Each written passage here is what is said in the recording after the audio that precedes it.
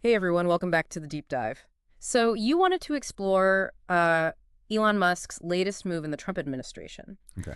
and you sent us this really interesting article from Forbes about this Mm. thing called the Department of Government Efficiency, or Right. DOGE. Yeah. Yes, you heard that right? DOGE. It's Yeah. not just a meme anymore, apparently. Yeah, what's really striking here is the way this initiative is being framed. I mean, it's not an official government department, right? Okay. It's being spearheaded by Musk and Vivek Ramaswamy, Okay. and they've given themselves a super tight deadline, July 4th, 2026. Okay, so let's unpack this. The article says that DOGE is all about cutting bureaucracy, Right? slashing regulations, and restructuring federal agencies.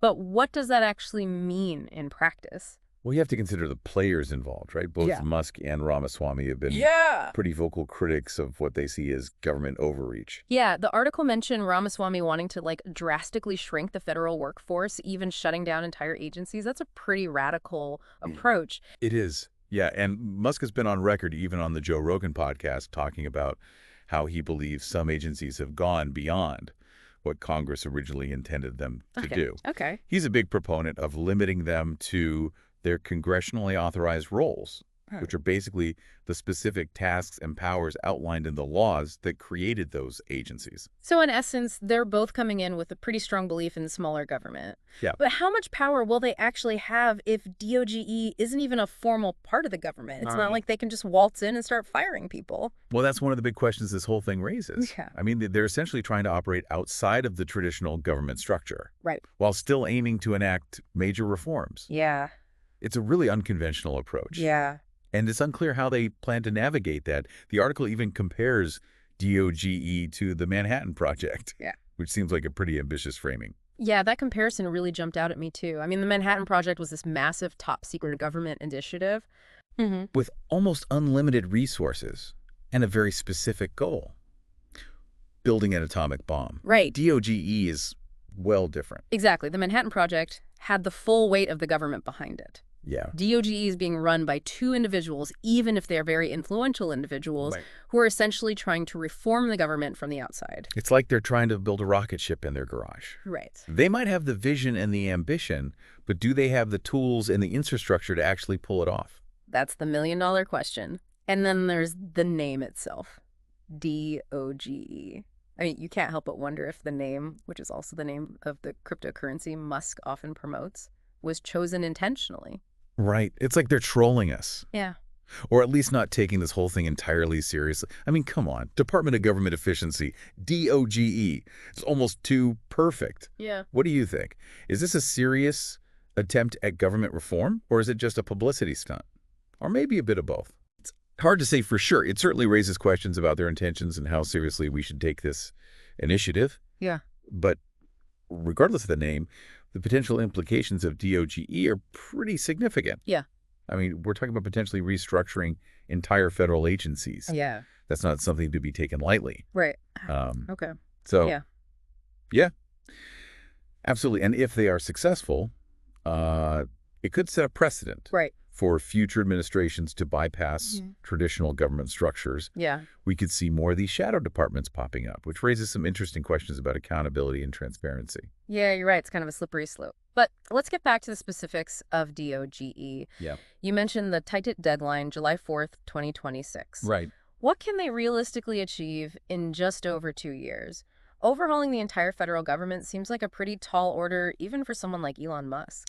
Yeah, that's another point of contention. Some experts believe that the tight timeline suggests they're focusing on quick wins, maybe targeting areas where they can make a visible impact without getting bogged down in the usual bureaucratic processes. So maybe changing some logos and slogans, a bit of superficial rebanding. Well, it could be more than just that. I mean, they might target regulations that can be repealed or modified relatively easily, Right. or they could try to streamline processes within specific agencies. All speculation at this point. Sure. But the time constraint definitely raises questions about the depth and scope of the changes they're aiming for. And what happens after July 4, 2026? Does DOGE just disappear? Right. Do their recommendations just get filed away and forgotten? That's a crucial question, and it really hinges on their ability to build consensus and gain support within the administration and Congress. Okay. I mean, they'll need to present compelling arguments, demonstrate tangible results, and convince people that their reforms are worth implementing. It's not just about coming up with ideas. It's about making sure those ideas translate into real lasting change. Yeah. So it's a political game as much as anything else. They need to be master negotiators and salespeople to get their vision across the finish line. Precisely. And remember, they're operating from a position of influence rather than authority. Okay. I mean, they can make recommendations and try to persuade, but they don't have any formal power to enforce their decisions. It's like they're trying to steer a giant ship without actually being on board. Right. They can shout suggestions from the shore, Yeah. but ultimately it's the captain who decides which course to take. A perfect analogy, and we can't ignore the political dynamics at play here. Either Musk's significant financial contributions to Trump's campaign, we're talking over $100 million to the American pistol, Right. inevitably raise questions about his motivations. Right. Is this about genuinely improving government efficiency, or is it more about advancing his own interests and agenda? It's hard to know for sure what's driving his involvement. Yeah. Exactly. Is this altruism, self-interest, or maybe a bit of both? And that's what makes this whole DOGE situation so fascinating. It's like peeling back the layers of an onion. There's always something more to uncover. So for our listener, it's not just about understanding the proposed reforms. Right. It's about looking at the context, the motivations, and the potential consequences. Yeah. It's about asking, what does this tell us about the relationship between wealth, power, and influence in our political system? That's a great point, and it highlights the importance of critical thinking and questioning assumptions. Right. We can't just accept things at face value, especially when it comes to something as complex and potentially impactful as government reform. All right, let's pause here for a second and recap what we've discussed so far. We have this unusual initiative called DOGE, spearheaded by Elon Musk and Vivek Ramaswamy, Right. aiming to overhaul the federal government in a very tight time frame. Yeah. They're operating outside the traditional structure, relying on persuasion rather than authority, and their motivations are, to say the least, open to interpretation. Exactly. And we've highlighted the potential implications of their success or failure, the precedent it could set for future administrations, and the need for critical analysis in evaluating their proposals. But there's one crucial element we haven't touched on yet. What are these reforms likely to look like? Right. What specific agencies or regulations are they targeting? That's a great question. And unfortunately, the article you sent doesn't go into a lot of specifics. Yeah. It mentions Musk and Ramaswamy's past criticisms of agencies like the Environmental Protection Agency and the Securities and Exchange Commission.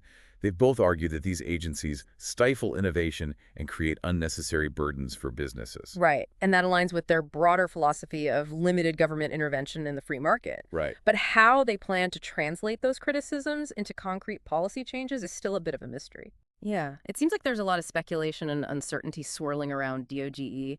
It's almost like they're intentionally keeping things vague, maybe to avoid early criticism or maybe to keep their options open as they navigate this unconventional path. It's definitely a strategic move, whether intentional or not. I mean, by keeping the details under wraps, Yeah. they create a sense of intrigue and anticipation. Right.